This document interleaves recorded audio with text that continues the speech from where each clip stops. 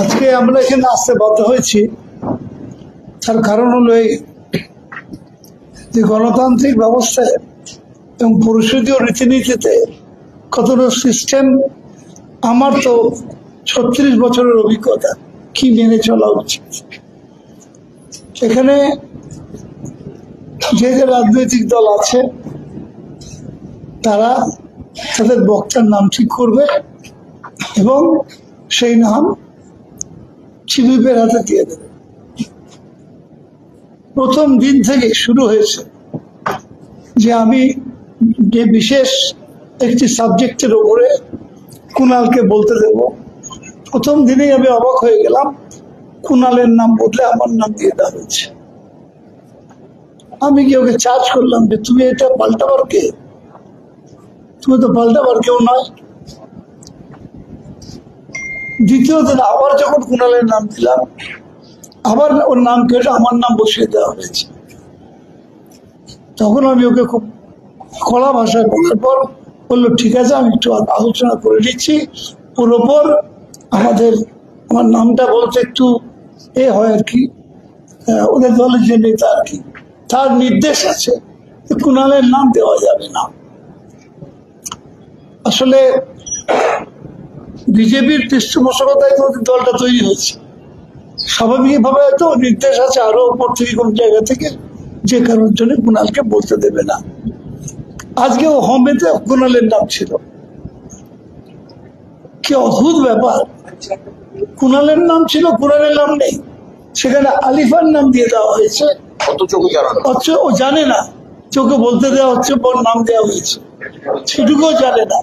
অর্থাৎ পরিষদীয় রীতিনীতি যে মিনিমাম এবিসিডি, সেটা ওরা জানে না। টার্গেট কুণালকে ওরা বলতে দেবে না। এবং আজকে এটা কখনো হতে পারে না, এটা কখনো হতে পারে না যে একটা সদস্যকে বলতে দেবে না। কি কারণে বলতে দেবে না? সে তো সাসপেন্ডেড নয়, সে তো কোন রকম ভাবে এমন কোন অপরাধ করেনি যাকে বলতে দেওয়া যাবে না। আমি যদি নাম দিই, আমার দলের নেতা আমি নাম দিলে ও দিতে বাধ্য, এইটাই পরিষদীয় নিয়ম। অথচ সেই নিয়ম ওরা মানছে না এবং সেই নিয়ম না মানার সাহসটুকু যোগাচ্ছেন সেখান থেকে, সেটা যাচ্ছে যারা সরকার চালাচ্ছেন তারা সাহস যোগাচ্ছে। বলো এবার। দেখুন, বিষয়টা হচ্ছে এই যে এটা বিধানসভায় পরিষদীয় নীতি অনুযায়ী বা রীতি অনুযায়ী সরকার পক্ষের মুখ্য সচেতক সরকারের দিকের সবার নাম দেন, আর বিরোধী পক্ষের মুখ্য সচেতক বাকিদের বক্তাদের নাম দেন। এবার সেই জায়গাটায় জোর করে অনৈতিকভাবে এই বিরোধী পক্ষকে স্বীকৃতি দেওয়া হয়েছে, যেটা হচ্ছে বিচারাধীন। বিজেপি চাইছে সরকারও তারা চালাবে, বিরোধীটাও তারা চালাবে, পোষা বিরোধী। কড়া সমালোচনা, প্রকৃত সমালোচনা তারা নেবে না। এর আগেও একাধিক গুরুত্বপূর্ণ জায়গায় গুন্ডা দমন বিল শোভনদা আমার নাম দিয়েছিলেন, তাই না? আজ পুলিশ বাজেট শোভনদা আমার নাম দিয়েছিলেন, দেয়নি, তার বদলে আলিফাকে দিয়েছে। আচ্ছা, আলিফাকে যে দেবে, আলিফা যে তৈরি হয়ে আসবেন তারও কোনো স্কোপ নেই, কারণ তিনি জানেন না যে তার নাম আছে। তিনি এখানে এসে দেখছেন তার নাম, অর্থাৎ যেন কোনো ধারালো বক্তৃতা পুলিশ বাজেটে না হয়। তার কারণ বাকি যারা বলবে তারা তো পোষা বিজেপির মিটিং। এবার আমি দেখেই বিষয়টার বিরোধিতা করেছি। আমি শোভনদাকে জিজ্ঞাসা করেছি, শোভনদা ওই অপোজিশনের আখরুজ্জামানকে বলেছেন। আমি আখরুজ্জামানকে জিজ্ঞেস করেছি, আখরুজ্জামান আমায় বললেন, কুণালদা আপনার সঙ্গে সম্পর্ক খারাপ না, কিন্তু আমার উপর ইনস্ট্রাকশন আছে, আমি আপনার নামটা দিতে পারবো না। এটা কোনো কথা? বিধানসভায় আমি একটা ইলেক্টেড, আমি তাকে বলেছি যে দেখুন, বিধানসভায় বক্তৃতা না দিতে পারলে আমার জীবন অচল হয়ে যাবে, আমি সেটা মনে করি না, বাট এটা আমার অধিকার। আজকে পুলিশ নিয়ে আমাদের বক্তব্য আছে, পার্টির দামি বিরোধীদের দিয়ে, দামি বক্তা দিয়ে আসল পয়েন্টগুলো অ্যাভয়েড করে ফাঁকা মাঠে গোল দিচ্ছে বিজেপি। শুনলো না, বলো বসুন কথা হবে। স্পিকার ওদের গার্জেন অনৈতিকভাবে ওদের বিরোধী করেছে। স্পিকার চিৎকার করে বললেন, আপনি বসে কথা বলুন, দাঁড়িয়ে কথা বলবেন। আরে ওখানে আমি কোথায় বসবো, ওটা তো ওদের বেঞ্চটা। তো তারপরেও বললো যে আচ্ছা বসে বলো। আমি বসে বললাম। তাতে ওদের এক সিনিয়র বিধায়ক বললেন, আপনি এদিকে চলে আসুন, আমাদের সঙ্গে চলে আসুন, আপনার বলতে কোনো সমস্যা হবে না। আমি দেখুন না, এই পাঠশালায় তো আমি পড়িনি, আমি বলার জন্য আমি গ্রুপ চেঞ্জ করবো, আমি এটা কোনো কাজের কথা? তারপরে আমি বলেছি, অন্যায়ভাবে আমাকে আমার কণ্ঠরোধ করা হচ্ছে, এবং আমার বক্তব্য হচ্ছে এটা করছেন এই তথাকথিত বি টিম বিরোধী, তথাকথিত অনৈতিকভাবে পাওয়া বিরোধীরা, বাট এরা ইনস্ট্রাক্টেড অ্যান্ড কন্ট্রোলড বাই সরকার পক্ষ। তারা প্রকৃত বিরোধী চাইছেন না, তারা সাজানো পুতুল চাইছেন কিছু। এরপর আমি নীতিগতভাবে একটা প্রতিবাদ করি, কারণ আখরুজ্জামান তিনি অপোজিশন তথাকথিত বিতর্কিত চিফ হুইপ, বাট তার হাতে ক্ষমতা দিয়ে রেখেছে স্পিকার। আমাকে বলতে দিচ্ছে না, হ্যাংলার মতো নিজে বলবে। আর ওরা কি বলবে, ওরা কি বিরোধিতা করবে? ওদের তো বসিয়েছে বিজেপি, ওদেরকে বসিয়েছেই তো বিজেপিকে যাতে বেশি আক্রমণ না করা হয়। উনি যখন বলছিলেন, আমি গিয়ে বললাম, আপনি আমায় বলতে দেননি কেন? আপনি কেন আমার নাম কেটেছেন? তো তখন বাকিরা এলো, স্পিকার সাহেব বলছেন আপনি জায়গায় গিয়ে বসুন। মানে এটা কি? দিনের পর দিন আমার কন্ট্রোল করা হবে, আমাকে বলতে দেওয়া হবে না। পুলিশ বাজেট, আজকে আমি গত কদিন ধরে যে সন্ত্রাস চলছে সেটা আমি বলবো না? একের পর এক নারী নির্যাতন হচ্ছে, সেটা আমি বলবো না? এইসব পোশাকগুলোকে দিয়ে বক্তৃতা করাচ্ছে, আর আলিফাকে তৈরি হতে দেয়নি। তাতে এইসব এদের অনেকে এগিয়েছে, না অমুক তমুক হ্যান ত্যান। তবে স্পিকার বললেন, বিজেপির লোকেরা মানে মায়ের থেকে মাসির দরদ বেশি। আমি ওখানে বলছি ওদের 2-4 জন আসছেন, কিন্তু তবু বিজেপির কয়েকজনকে দেখলাম যেন মিটিংকে আগলে রাখতে পুরো মরিয়া, দরদ উঠলে উঠছে। তারপর স্পিকার সাহেব বললেন আপনাকে বার করে দেবো। তাই আমাকে বসিয়ে রেখেই বা আমার লাভ কি বলুন? আমার বসে থেকে লাভ কি? আমি বক্তা, এবং আমি মনে করি আমি খুব একটা খারাপ বলি না। আমার দলনেতা আমার নাম দিয়েছেন, আমরা সবাই ভাগ করে করে বিভিন্ন বাজেটে আমরা বলছি। এই নয় যে প্রত্যেকটা বাজেটে আমার নাম দিচ্ছেন, একটা বাজেটে আমার নাম দিয়েছে, কেটে দেবে। গুন্ডা দমন বিল কেটে দেবে, সেন্সিটিভ ইস্যু বলতে দেবে না, পোষা লোকগুলোকে দিয়ে বলাচ্ছে। তারপরে স্পিকার বললেন বার করে দিতে। তারপর তো মার্শাল এবং তার বাহিনী মিলে আমাকে ধাক্কা দিতে, ঘিরে চ্যান্ডোলা করে বার করল। এটা গণতন্ত্র? বক্তাকে বলতে দেবে না, এমএলএ কে বলতে দেবে না, তারা তাদের কাছ থেকে আমরা গণতন্ত্র শিখবো? আর প্রতিবাদ করতে গেলে চ্যান্ডোলা করে বার করে দেবে, গায়ে হাত দিচ্ছে। এসব করে আমাদের কণ্ঠরোধ করা যাবে না। আমি কি অপরাধ করেছি? আমি নির্বাচিত বিধায়ক, কিন্তু আমায় বলতে দেওয়া হবে না। কেন আখরুজ্জামান বলতে দেবে না? আমিও ফিসফিসানি শুনে কি করব? আমাকে অমুক বারণ করেছে, আমার সঙ্গে তোমার ঝামেলা নেই, সব ন্যাকামি শুনে আমি কি করব? আমাদের তরফ থেকে কে বলবে সেটা তো আমাদের নেতা শোভনদেব চট্টোপাধ্যায় নাম দিচ্ছেন, ওরা কাটার কে? বলছে বাকি নাম নয়, একটা নামে ইনস্ট্রাকশন আছে, একদম ওপর থেকে ইনস্ট্রাকশন আছে, একে বলতে দেওয়া যাবে না। ভাবুন, ওপরটা কে? চাটন তার উপরে নাকি চাটনের রাজনৈতিক বাবা? এই ওপরটা কে? ফলে আমরা এর বার করে দিয়েছে, সাসপেন্ড করেছে শুনেছি।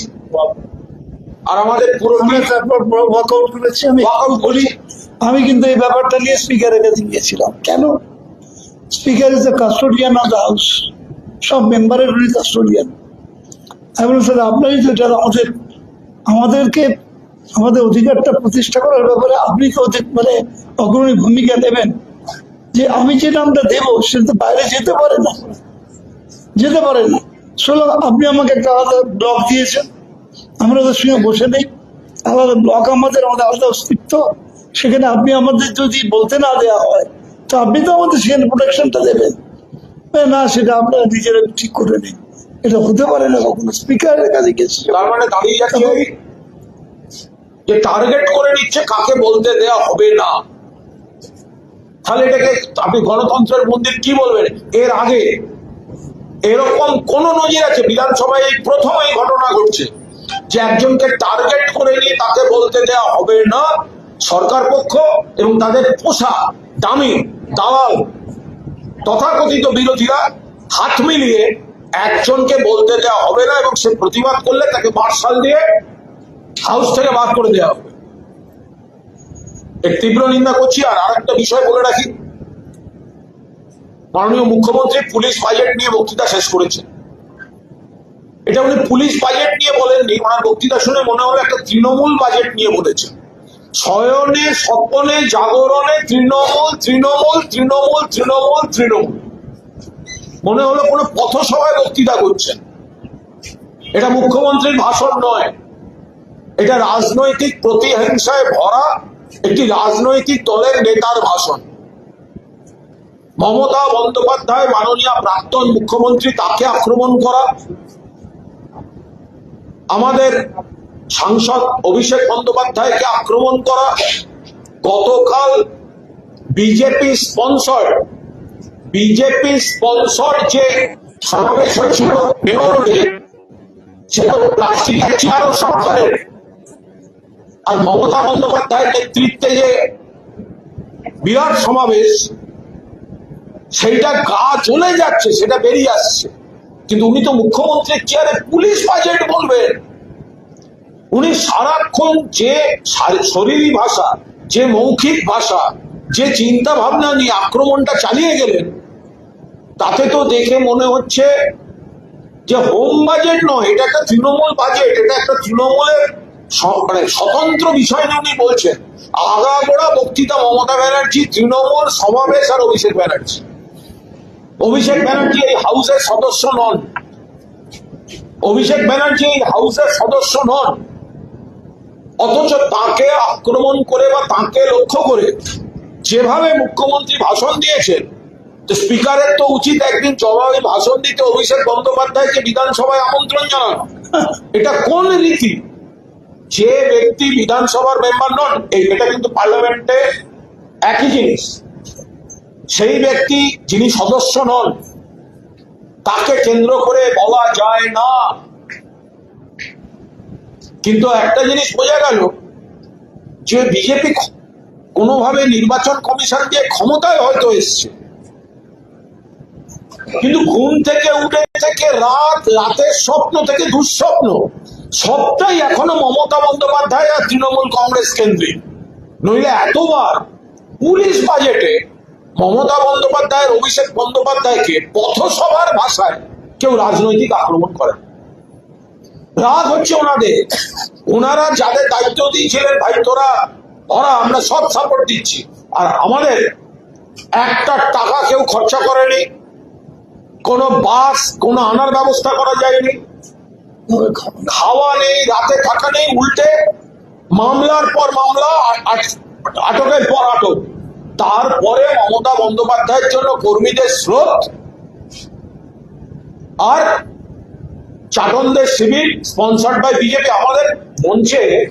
আমাদের মঞ্চের পাশে একটা পাবলিক টয়লেট ছিল, তো এখন পাবলিক টয়লেটের সামনে একটু ভিড় ছিল, কারণ অনেকে যাবেন দূর থেকে এসছেন। তো পাবলিক টয়লেটের সামনে যে ভিড়টা ছিল সেটা কিন্তু ওদের সমাবেশের থেকে বড় ছিল, এখন সেটা নিতে পারছে না, সেইটা পুরো আক্রোশটাই বক্তৃতা দিয়ে চলে গেল। এই বক্তৃতা মাননীয় মুখ্যমন্ত্রী বা মাননীয় পুলিশ মন্ত্রীর বক্তব্য হতে পারে না। আমরা বলছি উনি যেসব দুর্নীতির তদন্ত হবে হবে হবে হবে বলছেন, উনি 100 বার করুন, কিন্তু ওনার কারণ তারা তলায় বাড়ি ভাঙা নিয়ে বলতে গিয়ে উনি একটা সই দেখিয়ে বলেছেন জানেন কার সই, উনি বলেছিলেন, আমরা বলিনি। কিন্তু সেই ব্যক্তি যেই ভালো তৃণমূল হয়ে গেল উনি আর সেগুলো নিয়ে উচ্চবাচ্য করেন না। মুখ্যমন্ত্রী বলেছেন 80 থেকে 90টা ইলিগাল কনস্ট্রাকশন কে করেছে, সেই ব্যক্তি এবং তার ছেলের নাম মুখ্যমন্ত্রী বলেছেন। যেদিন থেকে তথাকথিত ভালো তৃণমূল, মুখ্যমন্ত্রীর আর মুখে তার নাম শোনা যায় না। ফলে উনি ব্যবস্থা নেব করবো মানে বুঝে নিতে হবে এটা কিন্তু হচ্ছে মিসড কল। মুখ্যমন্ত্রীর এই যে দেখে নেবো তদন্ত করছি খুলবো, এটা হচ্ছে মিসড কল। অর্থাৎ যারা যারা আরো আছেন তদন্তে তারা চলে আসুন, তাহলে আমি বাঁচিয়ে দেবো, নইলে আমি পুলিশ, সিবিআই, ইডি এসব পাঠাবো। ওনার হুমকি মিসড কলে পরিণত। উনি বিধানসভায় দাঁড়িয়ে যাদের যাদের বিরুদ্ধে বলেছেন, প্রেস কনফারেন্সে নবান্নে বা অন্য কোথাও যাদের বিরুদ্ধে বলেছেন, আগে তাদের বিরুদ্ধে অ্যাকশন নিন, তারপর ওনার কথার বাস্তবতা আমরা বুঝবো। নারী নির্যাতন এবং একাধিক ঘটনার উল্লেখ করে আপনাদের সময় ভূমিকা খুব নিন্দনীয়। আলিফা বলুন। এখন একের পর এক নারী নির্যাতনের ঘটনা ঘটছে। গত কয়েক 2 মাসে যা হয়েছে ভয়ঙ্কর। এর আগে যে সামাজিক বিকৃতি যা ছিল, পুলিশ ব্যবস্থা নিয়েছে, দোষীকে গ্রেফতার করেছে, একের পর এক কেসের দ্রুত তদন্ত শেষ করে ফাঁসির আদেশ, যাবজ্জীবন এসব হয়েছে। মানে উনি যেটা বলতে চাইছেন, তাহলে উন্নাও, হাতরাস, প্রয়াগরাজ, বিলকিস, মধ্যপ্রদেশ, দিল্লি উনি ভুলে গেলেন, ইউপি, মণিপুর উনি ভুলে গেলেন সেগুলো।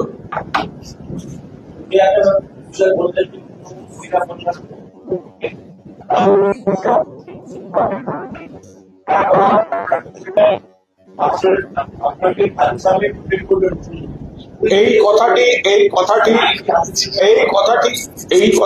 খুব স্পর্শকাতর। এই কথাটি কিন্তু এটা গভীরভাবে দেখার কথা।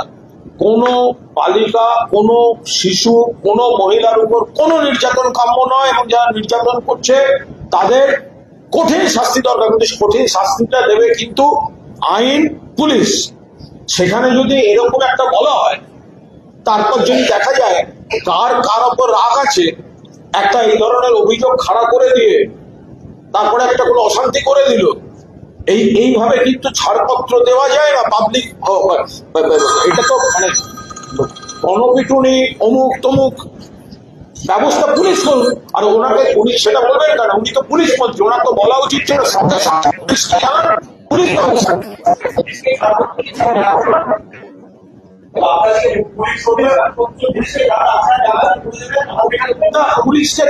পুলিশকে ছাড়পত্র দিলে তো সেখানে কিছু বলার নেই। পুলিশ আইনের মতো চলুন না, কে বারণ করেছে সেটাই তো আমরা চাই।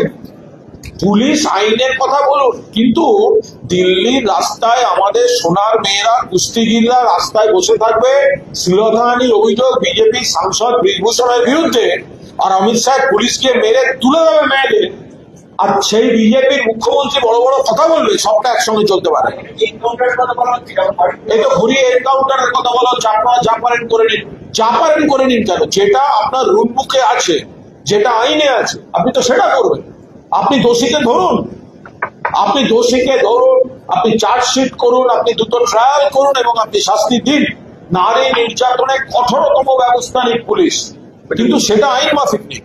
গতকাল মমতা বন্দ্যোপাধ্যায়ের সঙ্গে মনোমালিন্যের পর আজকে সংসদের শ্রমিক ভট্টাচার্যকে দেখা গেছে কল্যাণ বন্দ্যোপাধ্যায়ের সঙ্গে ঘনিষ্ঠভাবে কথা বলছে। এগুলো কোনো কাজের কথা না, কার সঙ্গে কাটছে না।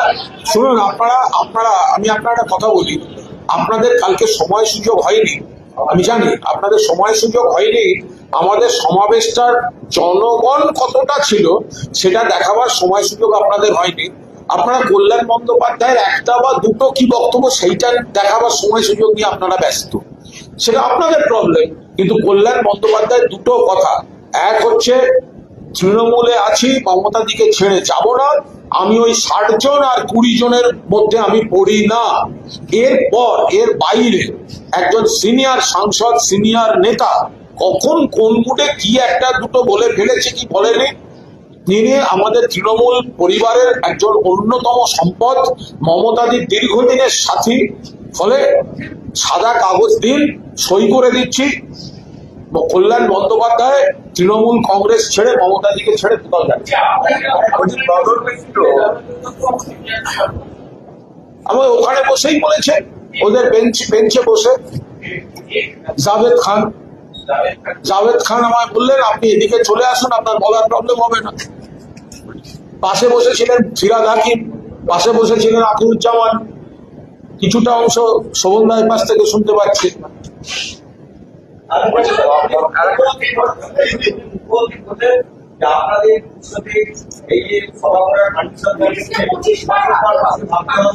পুলিশ তো দেয়নি, পুলিশ তো হ্যারাসি করেছে, পুলিশ তো দেয়নি। আমাদের পারমিশন তো দিয়েছে কোর্ট। এবং এটা মাথায় রাখবেন, ভিক্টোরিয়া হাউসের সামনে মূল মঞ্চ, সেখান থেকে ট্রাম লাইনের ডিফারেন্স হচ্ছে 100 মিটার, 100 মিটার এই লম্বাটা। আর কাল যেখানে মঞ্চ ছিল আর যেখানে তারামণ্ডপ, এটা 350 মিটার। ফলে মাথায় রাখবেন, সবার সামনে কতজন, পেছনে কতজন। আমরা আদালতের রায় মেনেই করেছি, কিন্তু আমরা আদালতের রায় মানলেও আদালতকেও তো জনতার আদালতের রায়টাকেও মনে রাখতে হবে। আমরা তো নিয়ম মেনেই সংখ্যা বেঁধে রাখতে চেয়েছি, কিন্তু মানুষ যদি চলে আসেন তখন আমরা কি করবো? তখন পুলিশের কাজ করবো।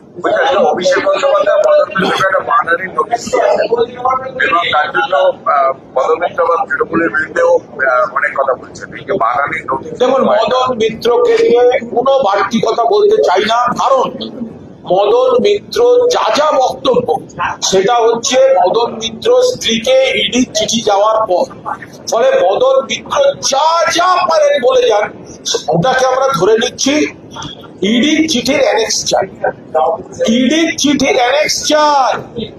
ইডির চিঠি মিসেস মদন মিত্র এবং ছেলেদের কাছে যাওয়ার আগের দিন পর্যন্ত মদনদার স্টেটমেন্ট, আর ইডি যাওয়ার পর স্টেটমেন্ট আকাশ পাতাল। ফলে পরেরটা ধরবো কেন? ফ্যাক্টর তো হচ্ছে ইডির চিঠি। অভিষেক বন্দ্যোপাধ্যায় মানহানির নোটিশ দিচ্ছেন। যদি আপত্তিকর কথা বলে থাকেন সম্পর্কে, অভিষেক বন্দ্যোপাধ্যায় টাকা চিঠি দিয়েছে।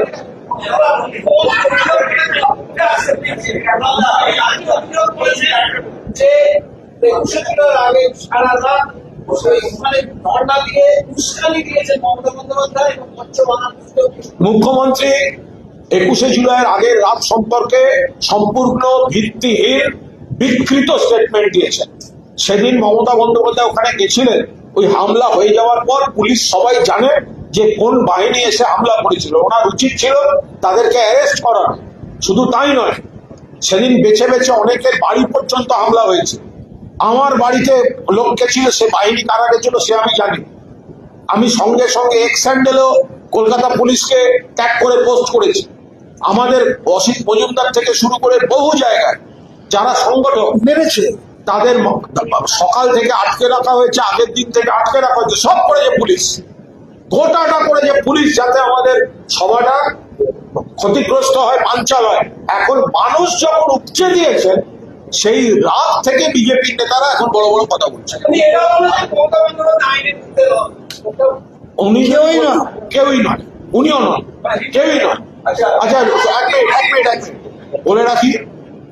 देखिए, आज असेंबली में हमको वो मार्शल देकर हमको पुश करके चैंगुलर हिंदी हम जानी ना, हमको उठाकर खींचकर बाहर फेंक दिया गया, क्योंकि एक बड़ा कंस्पिरेसी चल रहा है। ये लोग हमको बोलने नहीं देगा।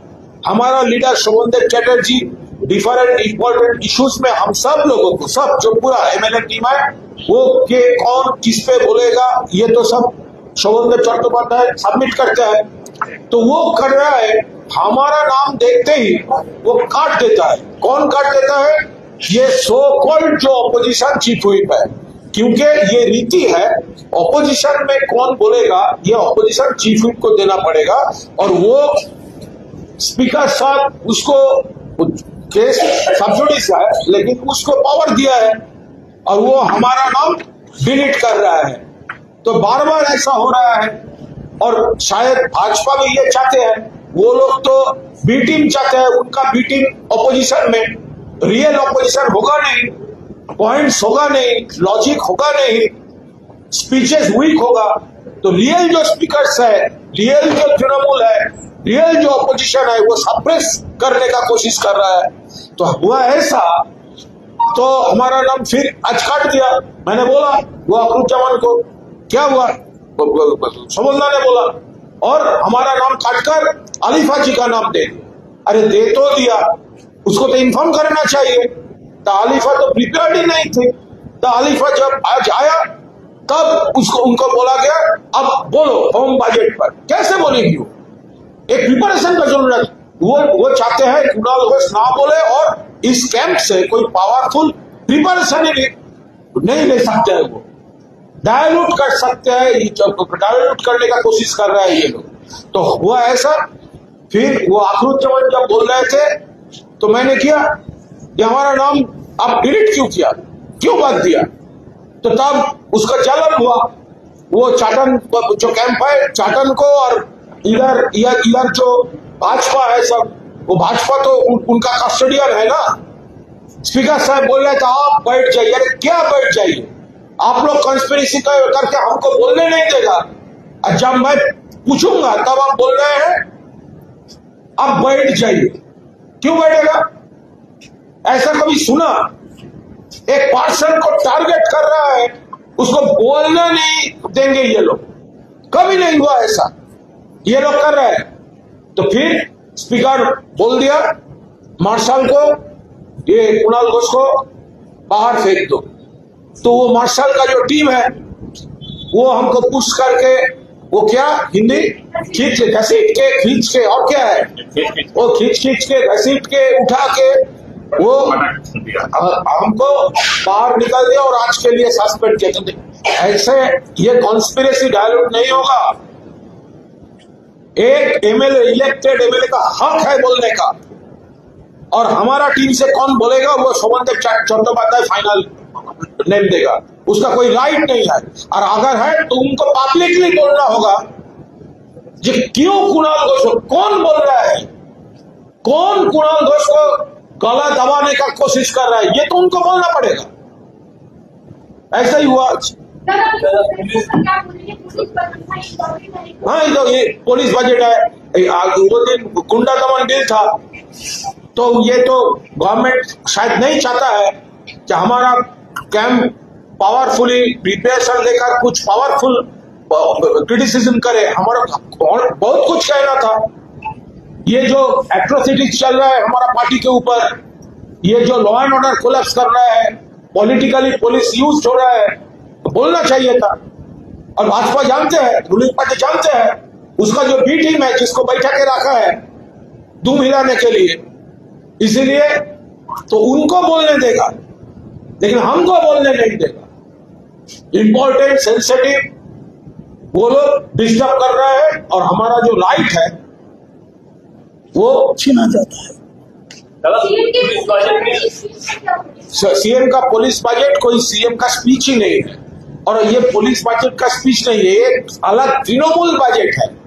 ये दिन रात सब उनका मन में तृणमूल तृणमूल तृणमूल तृणमूल, ममता दीदी ममता दीदी ममता दीदी ममता दीदी, अभिषेक क्या ये स्पीच शुभेंदु अधिकारी के उनकी तरफ से और रिच और रेस्पॉन्सिबल स्पीच का एक्सपेक्टेशन था।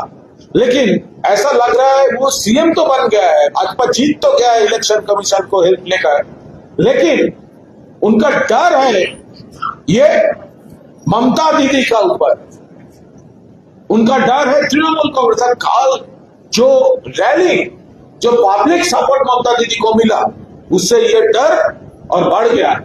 इसीलिए पूरा स्पीच कैसा वो राग है उनका, पॉलिटिकल विंडिक्टिव एटीट्यूड है। सीएम के स्पीच बहुत कंस्ट्रक्टिव होना चाहिए था। आप तो सीएम है, 2 महीना हुआ आप सीएम है, तू एक पॉलिटिकल स्ट्रीट कॉर्नर नहीं है। और कैसा हुआ काल उनका जो स्पॉन्सर, वो जो ताकिया तृणमूल का जो बीजेपी स्पॉन्सर्ड जो मीटिंग था, उनमें तो प्लास्टिक चेयर भी पूरा नहीं हुआ, इसीलिए थोड़ा फ्रस्ट्रेशन कम कर रहे थे। तो अब दीदी का मीटिंग पूरा बहुत सारे आदमी, तो इसीलिए वो स्पीच में तो थोड़ा एक पॉलिटिकल विंडिक्टिव स्पीच हो गया। होएगा कामयाब नहीं, অনেক কথা হয়ে গেছে।